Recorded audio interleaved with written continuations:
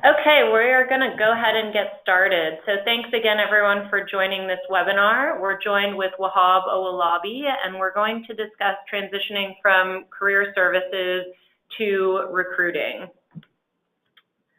One little housekeeping item before we get started. If you do have questions throughout the webinar, you'll notice that this is kind of going to be a fireside chat, interactive conversation between Wahab and myself. And we'd love to hear your questions as well. So feel free to use that question box in GoToWebinar's panel, and we'll try and answer your questions throughout the presentation.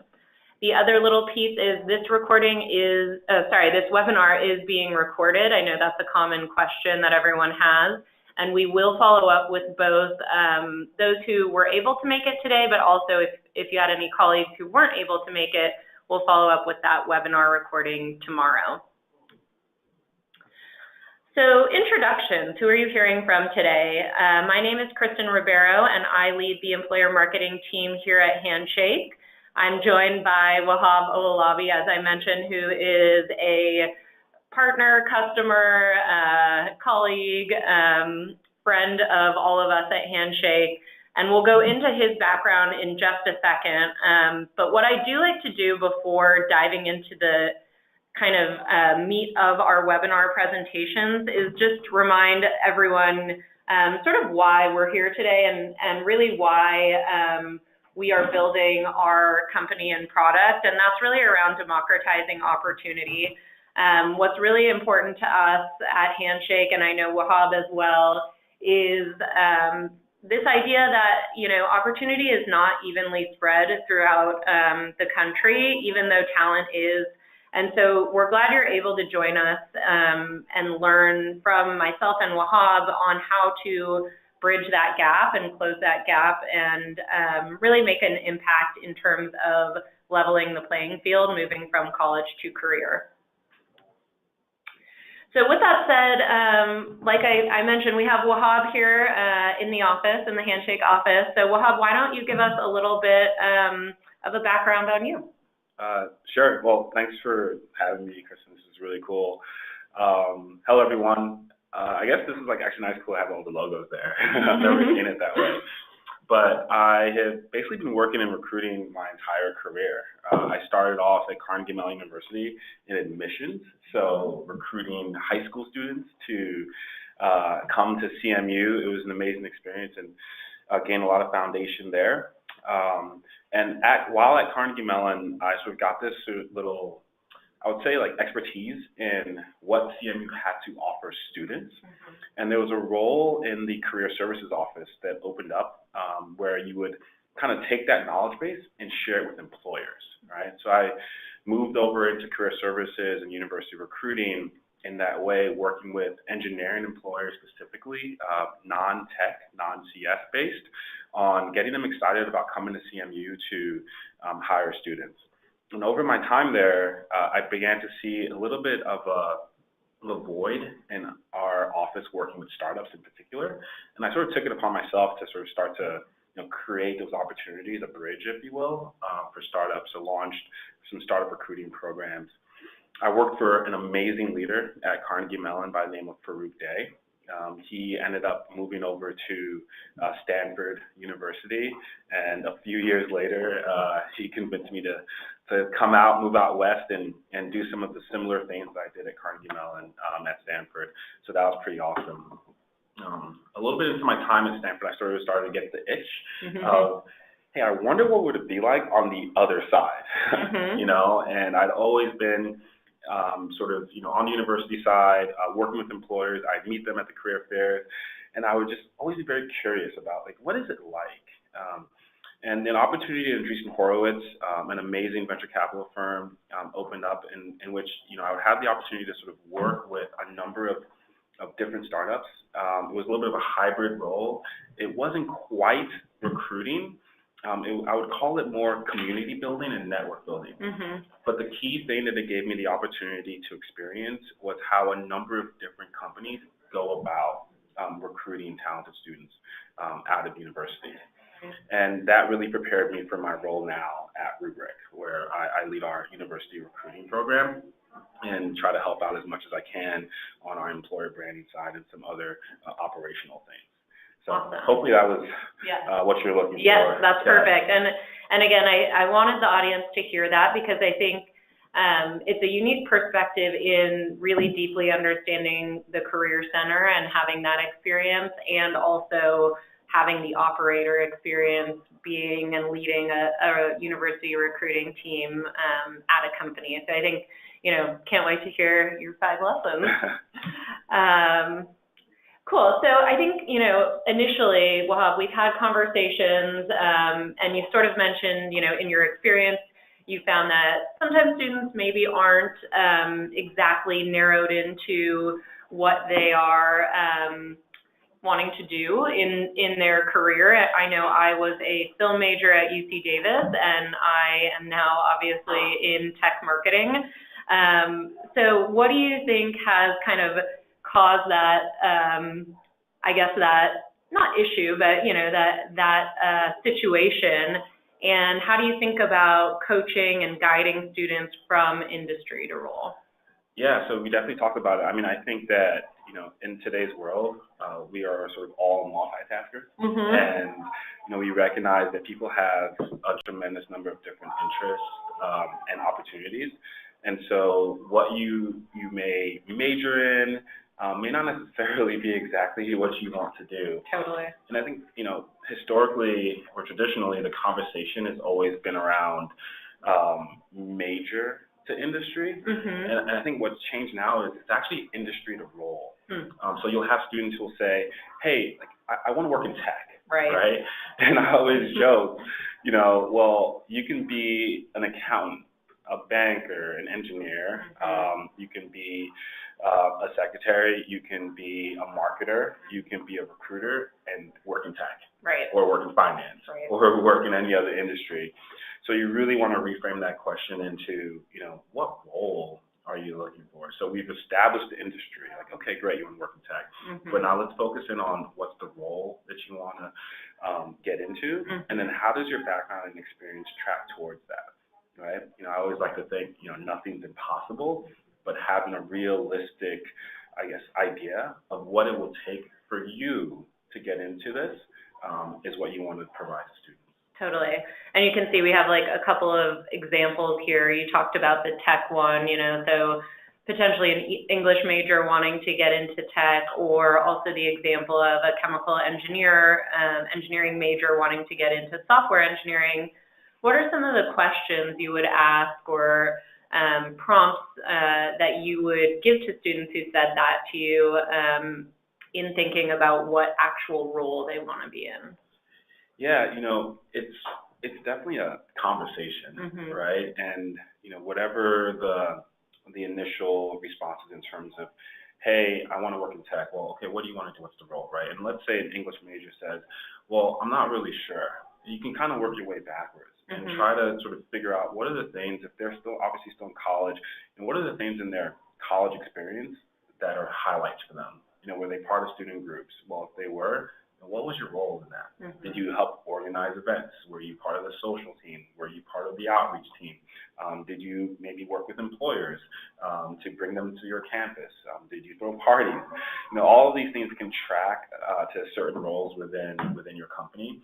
Obviously you're a product marketer here at Handshake, and I would imagine that you've got this film background. You know how to sort of put an event together. You know how to package something and make it exciting for people.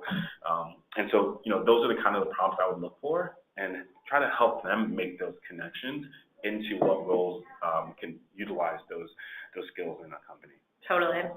And I think, some other examples just to share from other Handshake customers that maybe aren't as obvious to students, right? Like you said, you have a student who wants to work in tech, and it maybe isn't obvious to someone who's in college right now all of the different roles that can lie in a company like Capital One, for instance, who is actually looking for all technical majors as they're ramping their engineering hiring, or CVS, who's looking for data scientists.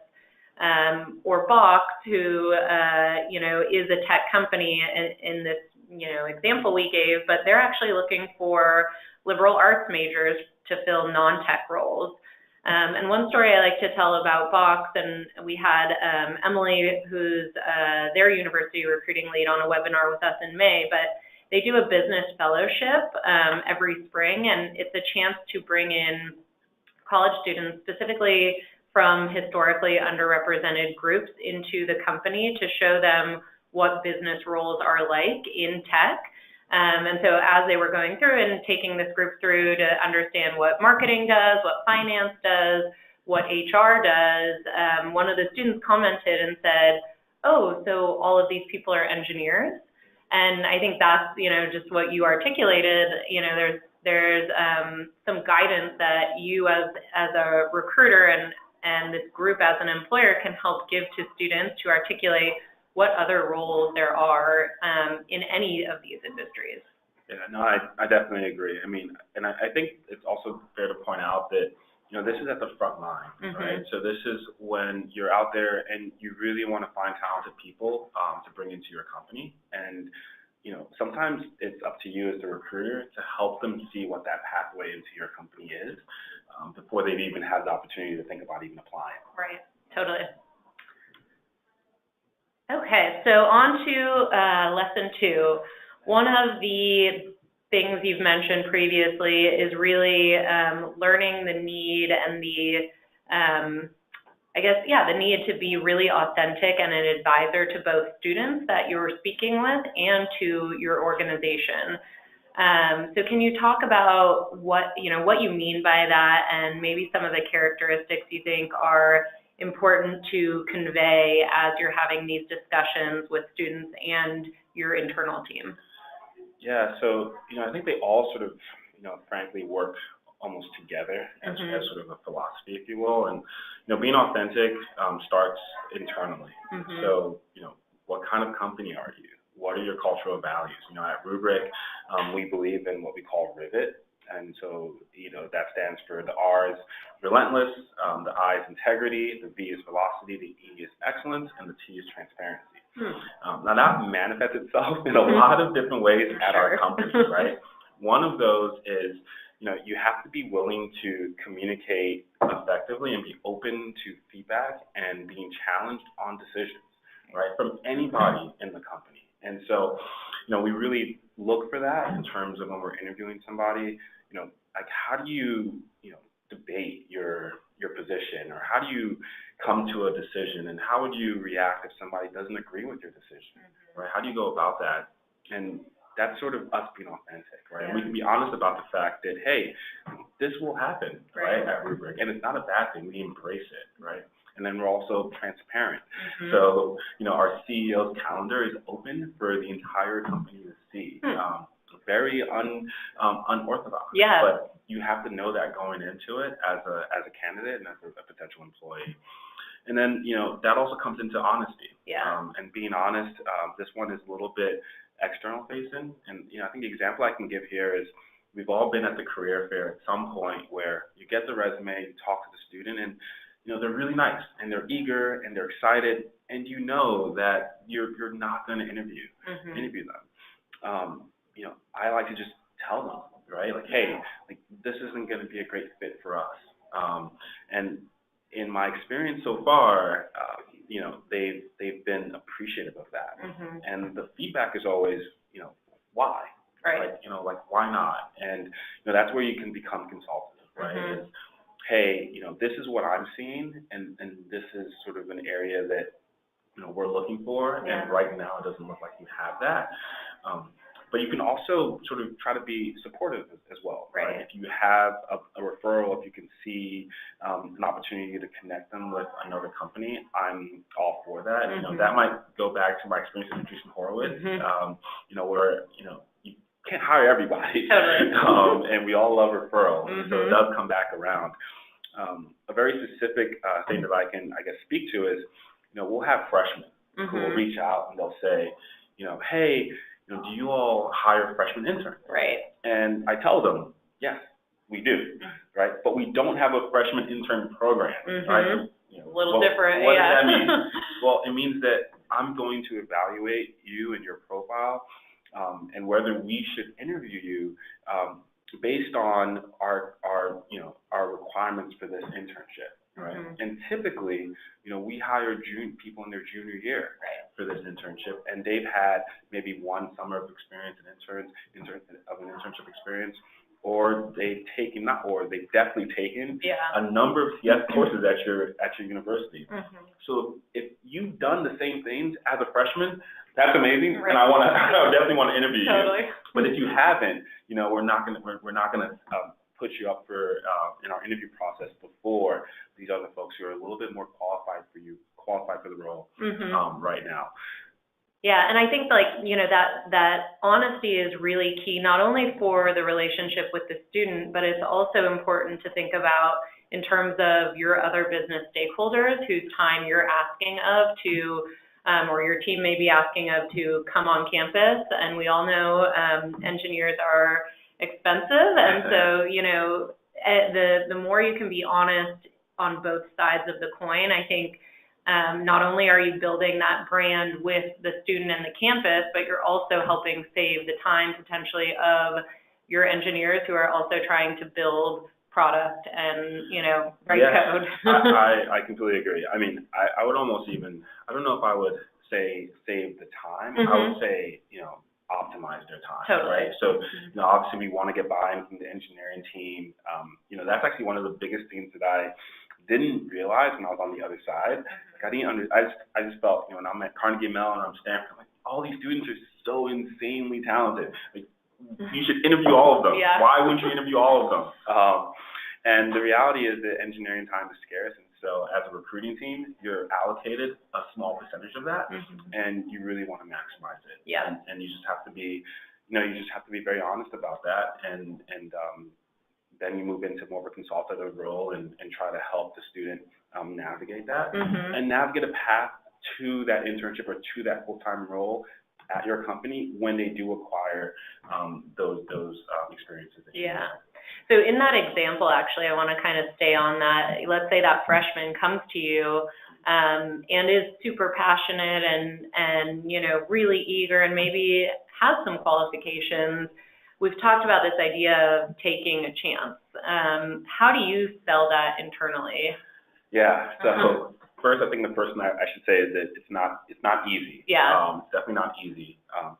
But you do need to find your champions internally. The other area here is, freshmen, sophomores, you don't have to just focus on the tech side, right?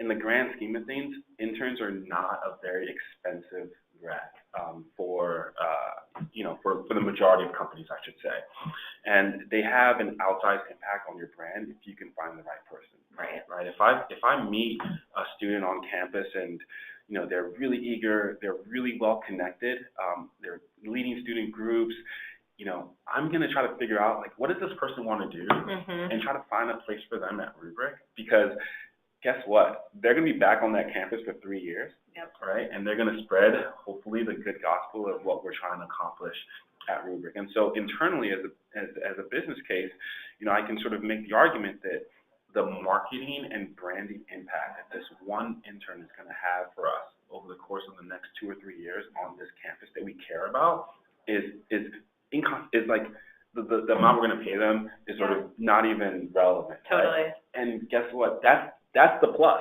right? Because this person's really talented and is going to help our marketing team or our accounting team or our legal team, whatever, help us get stuff done over the course of the summer. And so there's a little bit of prep to make sure that org is prepared to take them in, and a little bit of work on the recruiting side to, really nurture that person while they're there, because you do want them to have a good experience. And it impacts diversity and inclusion. It really does, right? So, I want to reach out and find, women and underrepresented minorities who are really influential in those communities on the campuses that we want to have an impact on and recruit from. And I want them to go back and share about their experience. Obviously at Handshake, you all talk a lot about your brand and that students are talking digitally. they're also talking, physically and interpersonally, Right. right? And so if somebody has an offer from Rubrik or is considering joining our company, I want them to be able to first degree, second degree, third degree connection, find somebody who knows somebody who's had an experience with Rubrik and it's positive. Yeah, that's such a good point. And I think we could do even a whole other webinar, I'm sure, on how to enable those people within a business and then how to enable them to be advocates of your company on campus. But we'll save that for another time. So on to lesson 3, developing your value prop. You obviously hire a lot of engineers at Rubrik, in addition to other roles. So how do you think about developing that, value prop or, employer value prop to a new grad? And what does that look like for you at Rubrik? Yeah, so, this is season 2 for us at Rubrik in terms of a university recruiting program. So I joined about a year and a half ago to launch it.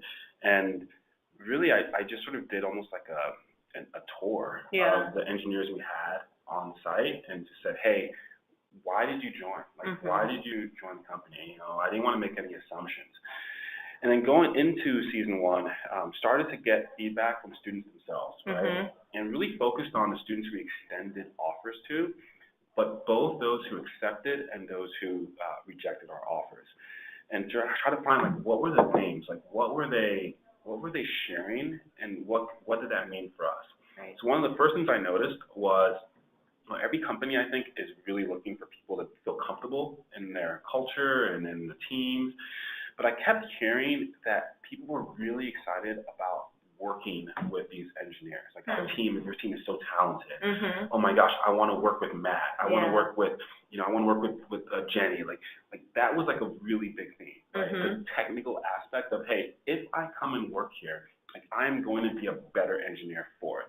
Right? So we try to package that and tell a story around that and share that as a value prop. Yeah. The next thing is, being in control of your professional growth, right? And so this is one that frankly, a lot of startups, I think, can leverage. And that's to say that on average, right, you're going to have to work at 2 or 3 companies over the course of 7 years, right, to experience, different work environments, right, different professional experience. For people at Rubrik, so take, for example, somebody who joined our company 2 years ago as an engineer. At that point, at this point now, they've worked on an engineering team that's less than 100. They've worked on an engineering team that's over 250, right? And then they're now working at a pre-IPO company, right? If they stick around for a little bit longer, right? Not sort of bearing the lead here, but they'll have worked at a company that is at a different stage of their growth, right? And they've done that all in one place over the course of 2-3 years, and I think that's something that we sell because it's valuable to a lot of people. Yeah, and then I think that's a good point. And something to leverage, certainly for fast-growing companies. On the flip side, for those who are on the line who are maybe at Fortune 500 companies that have been around for a little longer, I think there's still those opportunities to find your specific value prop within your business. So I know several of Handshake's larger customers will have innovation centers or sort of like a startup within the company, and that's something you can also use to sort of articulate your value. Yeah, no, I mean, I think you definitely have to sort of figure out what works for you. I would say what I've seen, I guess maybe I'm a little bit jealous, right? Is what I've seen at larger companies is, they'll have rotational programs. Right. They'll have very clear career pathways. We don't have that at Rubrik, frankly. And for some students, that can be a downside, right? I can't provide an opportunity at Rubrik for a student to, spend 3 months in marketing, spend 3 months in HR, spend 3 months in another area of the business, right? And you'll have larger companies that can provide that. Right. And so I think that, you really have to look at, what you have to offer, or what students are telling you as to why they're excited, both the students who accept and the students who do not, and really build a story around that. Right. And then I think, the other thing that I love to look at is how your brand is then manifested, that value prop and that brand is manifested digitally. So here's just a couple examples that we pulled from, Rubrik's blog, and also from your Handshake employer brand page. So maybe talk about how that value prop comes through digitally, where so many students are interacting now. Yeah, so, I think I'll take a step back a little bit. One of the challenges, at Rubrik, and I'm not sure if there's a lot of enterprise type companies on the webinar right now, but is, our website is optimized for, enterprise sales, right? And one of the things I saw, and we're working on this actually to try to find a place where our university branding can live, but we have to sort of try to figure out how can we speak to, our customers, which are the students, and how can we be authentic about that? And so, we launched this blog and we leverage our Handshake profile to really speak to the things that they care about, right? And so you'll see examples of different projects that interns have worked on. You'll see talks about their experience. Our co-founder and VP of engineering has a blog post on, what he looks for in an engineer, how to optimize your engineering career growth. Where did we get this content from? We just asked the students, what do you care about? Like, what do you want to know, right? And rather than I, as a recruiter, sort of telling you, well, here's a story, and here's somebody who's a real person that you can actually connect with, or I can put you in touch with them, sharing their answer to your question, right? And the hope is somewhere in there, there's something that you can connect with, and it's okay if you don't, right? But we hope that you do. Yeah, awesome. All right, and then on to our fourth lesson. So I think, you've, again, based on your background, you've worked in the Career Center, you've certainly, I'm sure, attended tons of career fairs, and probably are now seeing sort of a shift, I think, in the types of events that you're considering as an operator and an employer, and also that, universities and career centers are embracing. We've certainly seen a few of these pop up across our Handshake customer base. So I'd love to know just, what do you, tell us a little bit about these non-traditional events and how to be successful in engaging students with them. Yeah, so, I would say maybe the where to start is what's the point? I think as recruiters, university recruiters, program managers, we all sort of have some version of a tier system, right? You've got your target schools, what have you. And I would argue that while, yes, you can develop your own internal system of ranking schools and where you want to find talent, but there's top talent and, let's say, tier 1 talent everywhere. Great. And to me, these non-traditional events are a great opportunity to try to reach them where they are. So, if it's virtual, if it's off campus, if it's a trek, I think that's the value prop there. Is, hey, you know what schools you're going to travel to, what schools have the resources to sort of engage effectively with you, but what can you do virtually? Right. What can you do over Google Meet, or what can you set up in Handshake that will allow you to reach students that are top tier students, but maybe not at your target school. And that's definitely the value prop that I've seen there. The other piece is, really leveraging the Career Center. I think that a lot of times we start with the assumption that the Career Center is a gatekeeper, and frankly speaking, sometimes they can be. Right. But I would argue that you should start with the assumption that they're a partner and that they want to support you in your efforts, right? And allow them to prove you wrong, right? And they can be really helpful in helping you navigate some of these campuses, or even setting up some of these events. Totally. And I think to that point, it provides not only you as an employer a broader reach across all of these very talented students that aren't necessarily in a core or target school list, it also allows employers to help bring to light and surface up career centers and universities. And so there's sort of a give and a take there. I think there's a benefit, you're getting a more diverse pipeline as an employer. And then on the university side, you're potentially getting an employer who wouldn't come boots on the ground to your campus, but now they're recruiting from your school virtually. One example just to share on this is with our customer IBM. They have really taken advantage of the virtual approach. We actually just did a live stream with them from the Grace Hopper Conference in Houston. I guess that was a couple weeks ago now. But this slide actually talks about our virtual event with them at NSBE earlier this year. And you can see some of the stats in terms of the success they saw from it. I think one of the things that's really cool to us to see is just, broadening that reach across D&I focused organizations, so that 40% there at the bottom. And then really actually looking at feedback from the students. Like Wahab said, it's always important to get that feedback from who the audience is. And so this is a quote from a student who joined the live stream and was really able to see what life was like potentially working at IBM. And obviously was thrilled and called IBM an extraordinary company. But I think these types of events are great tools in your toolkit to be able to show off your culture, show off a day in the life, and engage more broadly than your current scope today. And then our fifth lesson. So obviously, Wahab, you spent a good amount of time on campus in sort of both sides of the coin. We would love to know from you, what do you think people, especially employers, don't realize about how to effectively work with the Career Center?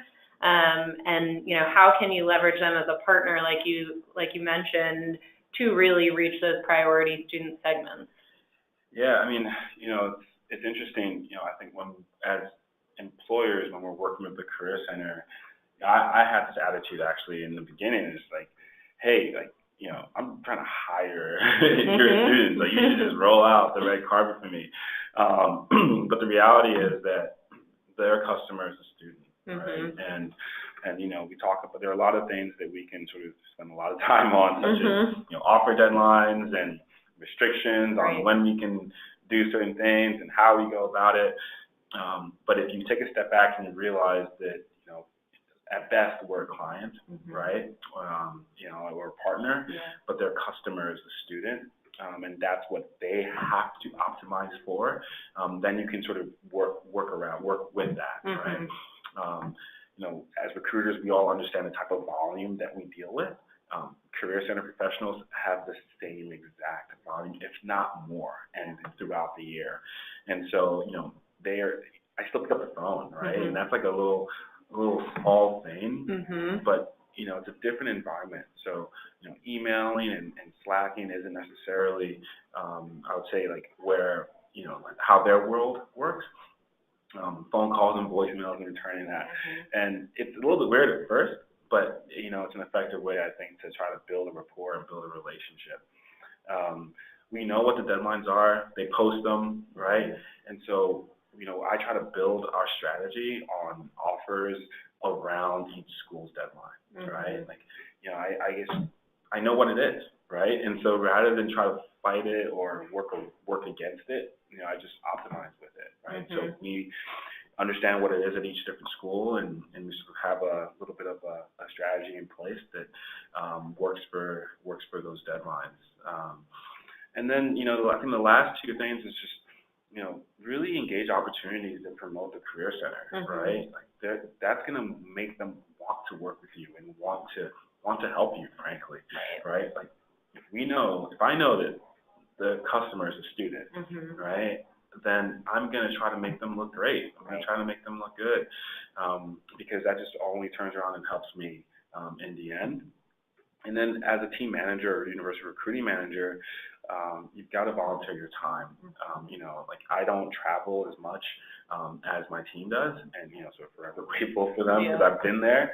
When we have some scheduling conflicts, I'll try to cover for that and hit the road.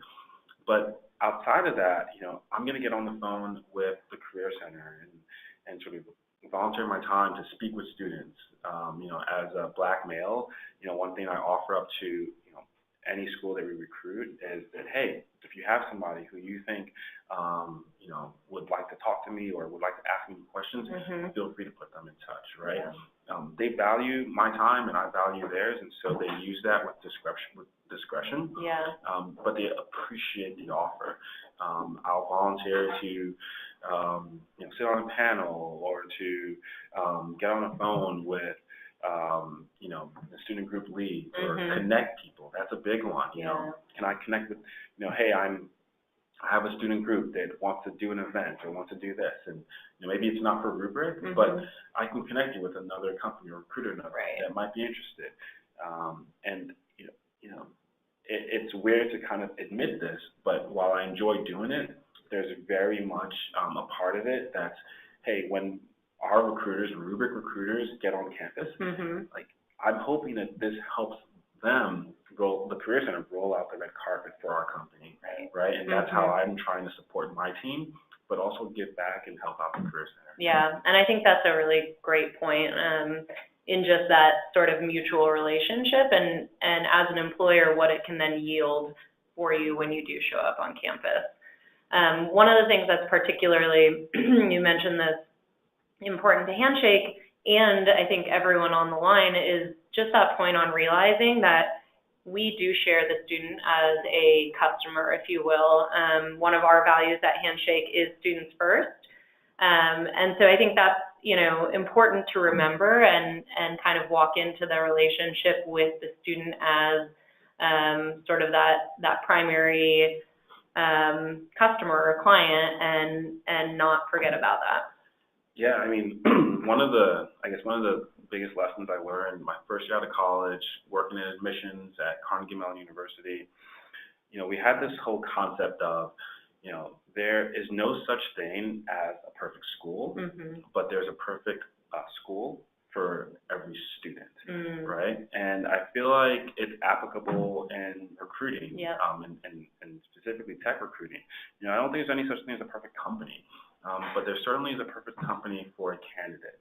And if you, sort of think about that for a second, it allows you to be a little bit more, authentic, honest with folks who are that perfect candidate for you, and folks who aren't, right? And then helping those who are find their pathway into your company, and, working with those who aren't, to still be supportive and connect them with opportunities when you can, and build a network for yourself that will lead to referrals. We love definitely. referrals. Awesome. So I think, getting ahead of myself here. Just to recap, and I'll let everyone, read the words on the screen, but one thing that I think our screen is taking, there we go. One thing that you'll probably notice is a lot of these lessons that Wahab has provided are not mutually exclusive. There's, you've probably heard some themes that are consistent throughout each one of them in terms of leveraging the Career Center as a partner, in terms of being authentic and open and honest. So we wanted to provide you with not necessarily a checklist of like, hey, yes, I've established myself as a company of choice, but it's more of an approach to thinking about university recruiting and particularly the relationship with career services. So that being said, one of the ways, that Wahab and Rubrik are able to do this is because they are a Handshake customer. And, they do take advantage of some of our more premium features, which allows them to broaden their reach and really recruit at scale. And so I'm just showing here a little snippet of what our talent engagement suite is. And these are kind of the areas of benefit that Rubrik as a premium partner, and others are seeing with that talent engagement suite. So being able to connect with students, your priority student segments, by running smart campaigns, being able to connect meaningfully when you do show up on campus, with event check-in and then campaigns to follow up with those students, highlighting your authentic stories. So you saw the example of Rubrik's brand page earlier in the webinar, being able to surface your culture, your company's life to students in the platform that they really live and breathe on when they think about moving from college to career. And then building those relationships at scale. You know, Wahab talked about this can be a volume game, and sometimes it's hard to, you know, keep track of every single candidate and every single campus.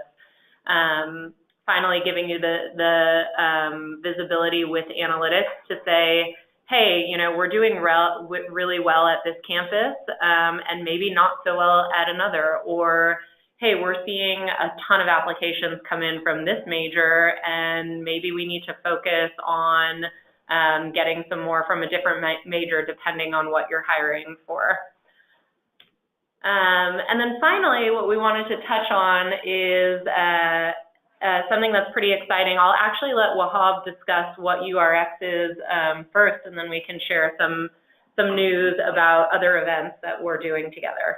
Yeah, I mean, so URX is an event that we started, I guess, 3 years ago now as a conference. Mm-hmm. So we've had 2 conferences in San Francisco, and stay tuned. The third one is coming next year, and so information to follow.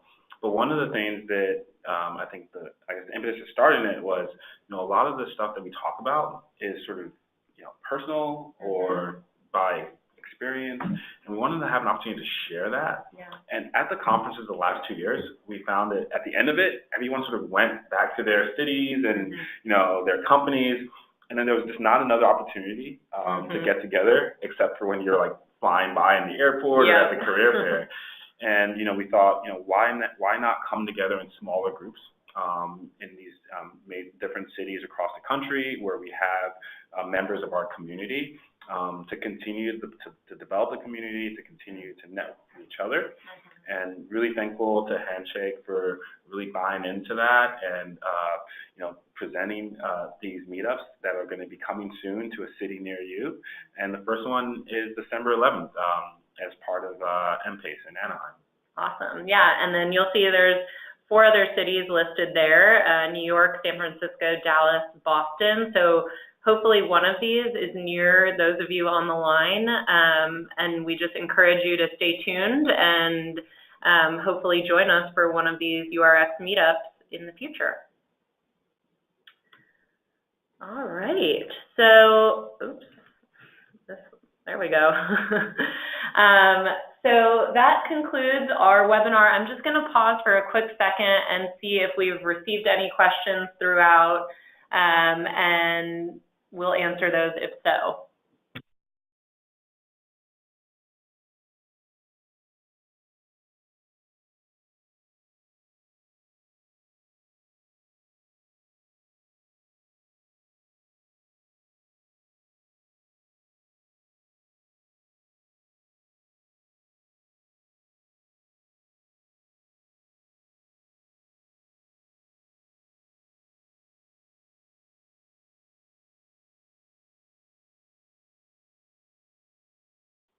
So one question I think was pulling on the offer deadline piece you mentioned earlier. How do you work with the Career Center on those? And maybe talk to us a little bit about the nuances of that. Yeah, so I feel like I set myself up for that one, right? You know, I think there are a lot of different ways that, you know, different companies will go about it. You know, in that area, it's not really that I work with the Career Center. It's more that if I know that a particular university has an offer deadline mandate, right? That's, let's say, you know, November 1st or something, and you know, we're sitting here in September. right? I can extend, a verbal offer to a student and say, hey, look, this is your deadline. We're going to give you this time, right? But why don't you let me know when you are ready to make a decision? Right? When you're ready to make a decision, we'll extend you your offer details, and we'll work together to find, whether it's 2 weeks or 3 weeks, for you to make that decision.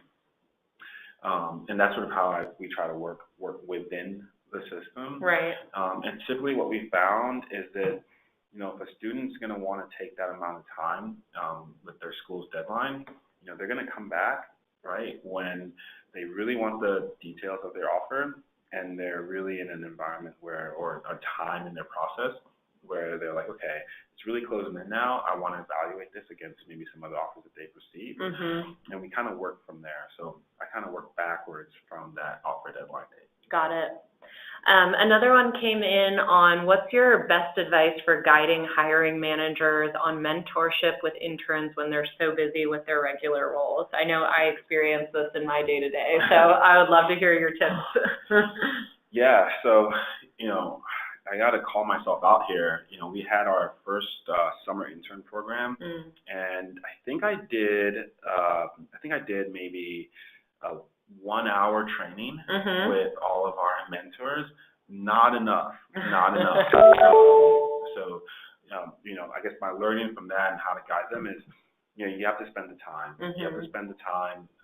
I would probably, I don't think we can get into like all the details of like what you need to educate them on, but I would say break it up over the course of 2 or 3 months, right? I know that's like a big commitment, but even if it's smaller 30, 45-minute sessions where you really focus in on, 2 or 3 different areas over the course of, this program, to get them really prepared and for the summer or for the intern or for being a mentor. And then the next piece is letting them know like why it's so important, right? So we collected all of the feedback from our interns this summer, and we anonymized it and we shared it with the entire team, right? And so they really started to see, where they were having positive impact and where they weren't. And it was a huge contrast, right? You would have interns who said, I had an unbelievable experience, and it was a direct correlation to their feedback on their mentor, right? And the reverse was true. Right. And for engineers in particular, when you show them the data, they really start to get it and really buy in. Awesome. Cool. Well, I think we're at about time now. So if you do have any other questions for myself or Wahab, just feel free to email us at employers@joinhandshake.com. Also, if you're interested in learning more about our talent engagement suite and the premium partnership, you can use that same email. And again, thanks everyone for joining us today, and have a great rest of your day.